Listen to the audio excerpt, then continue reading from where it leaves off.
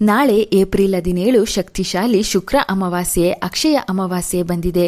ಒಂದೇ ಒಂದು ತೆಂಗಿನಕಾಯಿ ನಿಮ್ಮ ಬದುಕನ್ನು ಬದಲಿಸುತ್ತದೆ. ಬ್ಯಾಂಕ್ ಬ್ಯಾಲೆನ್ಸ್ ಹೆಚ್ಚು ಮಾಡಿ ಹಣ ಚೆನ್ನಾಗಿ ಕೈನಲ್ಲಿ ಓಡಾಡಲು ಕಲ್ಲುಪ್ಪು ಹಾಗೂ ಬಿಳಿ ಸಾಸಿವೆಯಿಂದ ಈ ದಿನ ಯಾವ ಕೆಲಸ ಮಾಡಬೇಕೆಂದು ಈಗ ತಿಳಿಯೋಣ. ಅಮಾವಾಸ್ಯೆಯು ಶುಕ್ರವಾರ ಕೂಡಿ ಬಂದರೆ ಅದನ್ನು ಶುಕ್ರ ಅಮಾವಾಸ್ಯೆ ಎಂದು ಕರೆಯಲಾಗುತ್ತದೆ. ಅಕ್ಷಯ ತೃತೀಯಕ್ಕೂ ಮುನ್ನ ಬರುತ್ತಿರುವ ಈ ಅಮಾವಾಸ್ಯೆಯು ಮಹಾಲಕ್ಷ್ಮೀ ದೇವಿಯ ಅನುಗ್ರಹವು ಬಹಳ ಸುಲಭವಾಗಿ ಸಿಗುವಂತೆ ಮಾಡುತ್ತದೆ. ಮನುಷ್ಯನ ಬಡತನ ದೂರ ಮಾಡಿ ಅಷ್ಟೈಶ್ವರ್ಯ ನೀಡುವ ಶುಕ್ರ ಅಮಾವಾಸ್ಯೆ ದಿನ ಸೂರ್ಯ ಉದಯಿಸುವ ಮುನ್ನವೇ ಎದ್ದು ಒಂದು ಚೆನ್ನಾಗಿರುವ ತೆಂಗಿನಕಾಯಿ ತೆಗೆದುಕೊಳ್ಳಿ. ನೀರಿನಿಂದ ತೊಳೆದು ಆ ಕಾಯಿಗೆ ಸಂಪೂರ್ಣ ಅರಿಶಿನ ಹಚ್ಚಿ ನಂತರ ಹಸುವಿನ ತುಪ್ಪ ಹಾಗೂ ಕುಂಕುಮವನ್ನು ಬೆರೆಸಿ ಚಿಕ್ಕದಾಗಿ ಸ್ವಸ್ತಿಕ್ ಚಿಹ್ನೆಯನ್ನು ತೆಂಗಿನಕಾಯಿ ಮೇಲೆ ಬರೆಯಿರಿ. ಕೆಂಪು ಬಣ್ಣದ ಯಾವುದೇ ದಾರವನ್ನು ಆ ಕಾಯಿಗೆ ಸುತ್ತಿ ನಿಮ್ಮ ಮನೆಯ ದೇವರ ಕೋಣೆಯಲ್ಲಿ ಲಕ್ಷ್ಮೀ ದೇವಿಯ ಮುಂದಿಟ್ಟು ಹೀಗೆ ಬೇಡಿಕೊಳ್ಳಿ. ಅಮ್ಮ ಮಹಾಲಕ್ಷ್ಮಿ, ಸಕಲ ಕಲ್ಪಗಳನ್ನು ನೆರವೇರಿಸುವ ಕಲ್ಪವೃಕ್ಷದ ಕಾಯಿಯಿಂದ ಇವತ್ತು ನಿನ್ನ ಪೂಜೆ ಮಾಡುತ್ತಿದ್ದೇನೆ. ಈ ಮನೆಯಲ್ಲಿರುವ ದಾರಿದ್ರ್ಯ ನಿವಾರಿಸು. ಎಷ್ಟೇ ಕಷ್ಟಪಟ್ಟು ದುಡಿದರೂ ನಮಗೆ ಏಳಿಗೆ ಆಗ್ತಿಲ್ಲ. ಈ ಮನೆ ಸರ್ವ ಐಶ್ವರ್ಯಗಳಿಂದ ಕಲ್ಪವೃಕ್ಷದಂತೆ ಬೆಳೆಯುತ್ತಾ ಹೋಗಲಿ. ನಮಗಿರುವ ಸಾಲಗಳೆಲ್ಲ ತೀರಲಿ ಎಂದು ಲಕ್ಷ್ಮಿ ಅಷ್ಟೋತ್ತರ ಅಥವಾ ಕನಕದಾರ ಸ್ತೋತ್ರ ಓದಿ. ನೀವು ಎಷ್ಟೇ ಕಡುಬಡತನದಲ್ಲಿದ್ದರೂ ಈ ಒಂದೇ ಒಂದು ಉಪಾಯವನ್ನು ಈ ಶುಕ್ರ ಅಮಾವಾಸ್ಯೆ ದಿನ ಮಾಡುವುದರಿಂದ ಕೇವಲ 8 ದಿನದೊಳಗೆ ಅಷ್ಟಲಕ್ಷ್ಮಿಯರ ಕೃಪೆ ನಿಮ್ಮ ಮನೆಗೆ ಸಿಗುತ್ತದೆ. ಈ ಅಕ್ಷಯ ತೃತೀಯ ದಿನವಾಗಲಿಲ್ಲ ಎಂದರೆ ಮುಂದಿನ ಅಕ್ಷಯ ತೃತೀಯದ ಒಳಗೆ ಸಾಕಷ್ಟು ಬಂಗಾರ, ಹಣ, ಸಿರಿ ಸಂಪದಗಳನ್ನು ನೀವು ಮನೆಯಲ್ಲಿ ನೋಡುವುದು ಖಚಿತ. ಈ ಶುಕ್ರ ಅಮಾವಾಸ್ಯೆ ತಿಥಿಯು ಏಪ್ರಿಲ್ 16 ರಾತ್ರಿ 8 ಗಂಟೆ 11 ನಿಮಿಷಕ್ಕೆ ಆರಂಭವಾಗಿ ಏಪ್ರಿಲ್ 17 ಸಂಜೆ 5 ಗಂಟೆ 21 ನಿಮಿಷಕ್ಕೆ ಮುಕ್ತಾಯವಾಗುತ್ತದೆ. ಅಮಾವಾಸ್ಯೆ ಹಿಂದೆ ಮುಂದೆ ಹಾಗೂ ಅಮಾವಾಸ್ಯೆ ದಿನ ಯಾವುದೇ ಕಾರಣಕ್ಕೂ ಯಾರೊಂದಿಗೂ ಜಗಳ ಮಾಡಿಕೊಳ್ಳಬೇಡಿ.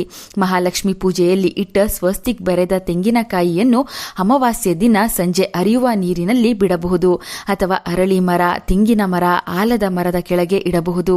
ತೆಂಗಿನಕಾಯಿಯ ಈ ತಂತ್ರದಿಂದ ಮಹಾಲಕ್ಷ್ಮಿ ನಿಮ್ಮ ಮೇಲೆ ಕರುಣೆ ತೋರಿಸುತ್ತಾಳೆ. ನಿಮ್ಮ ನಿತ್ಯ ಕಣ್ಣೀರಿಗೆ ಅಂತ್ಯ ಆಡಿ ಅಪಾರ ಧನ ಸಂಪತ್ತನ್ನು ನೀಡುತ್ತಾಳೆ. ಇನ್ನು ಎರಡನೆಯದಾಗಿ ಕಲ್ಲುಪ್ಪಿನ ಶಕ್ತಿ ಎಲ್ಲರಿಗೂ ಗೊತ್ತೇ ಇದೆ.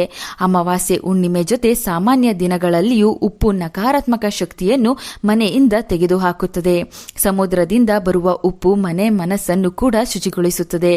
ನಾಳೆ ಅಮಾವಾಸ್ಯೆ ದಿನ ಸಂಜೆ 5 ಗಂಟೆಗೆ ಮನೆ ಒಳಗೆ ಎಲ್ಲಾ ಮೂಲೆಗಳಲ್ಲೂ ಪೇಪರ್ ಅಥವಾ ಲೋಟದಲ್ಲಿ ಸ್ವಲ್ಪ ಕಲ್ಲುಪ್ಪನ್ನು ತುಂಬಿಸಿ ಇಡಿ.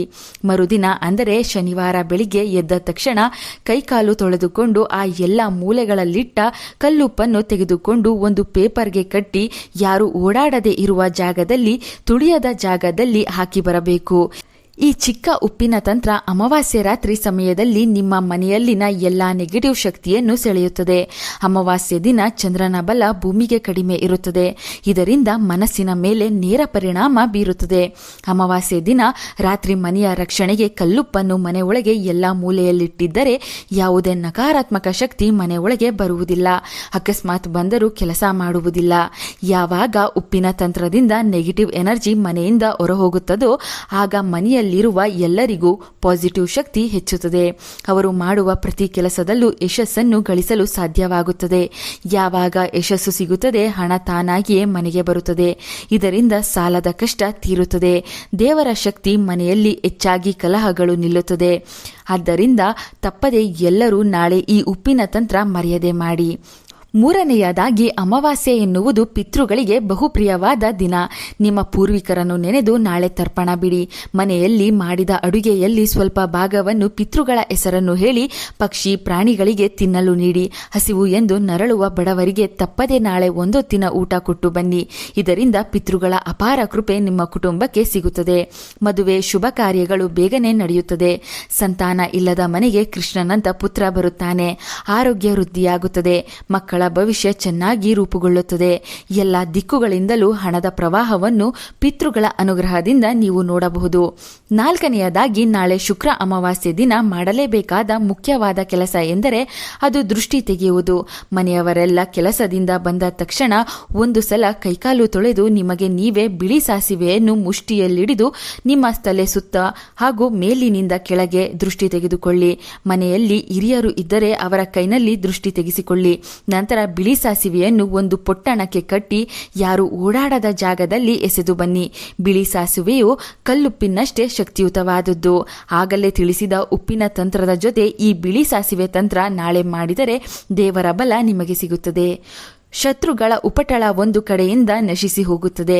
ಅಕ್ಕಪಕ್ಕದ ಮನೆಯವರು, ಸಂಬಂಧಿಕರು ನಿಮ್ಮನ್ನು ನೋಡಿ ಕಿಡಿಕಾರುತ್ತಿದ್ದರೆ ತಪ್ಪದೆ ನಾಳೆ ನಿಮ್ಮ ಮನೆ ದೇವರನ್ನು ನೆನೆದು ಹಾಲಿನ ಪಾಯಸವನ್ನು ನೈವೇದ್ಯವಾಗಿಡಿ. ಕಾಲಭೈರವನಿಗೆ ಭಕ್ತಿಯಿಂದ ಬೇಡಿಕೊಳ್ಳಿ. ಕಾಲದ ಮೂಲಕ ಕಾಲಭೈರವ ಶತ್ರುಗಳಿಗೆ ಪಾಠ ಕಲಿಸುತ್ತಾನೆ. ಶುಕ್ರ ಅಮಾವಾಸ್ಯೆಯ ವಿಡಿಯೋಗೆ ಒಂದು ಲೈಕ್ ಕೊಟ್ಟು ಅಮ್ಮ ಮಹಾಲಕ್ಷ್ಮಿ ಎಂದು ಬರೆದು ಎಲ್ಲರಿಗೂ ಶೇರ್ ಮಾಡಿ. ನಮ್ಮ ಚಂದನ ಲೋಕ ಯೂಟ್ಯೂಬ್ ಹಾಗೂ ಫೇಸ್ಬುಕ್ ಪೇಜನ್ನು ಫಾಲೋ ಮಾಡಿ. Thank you.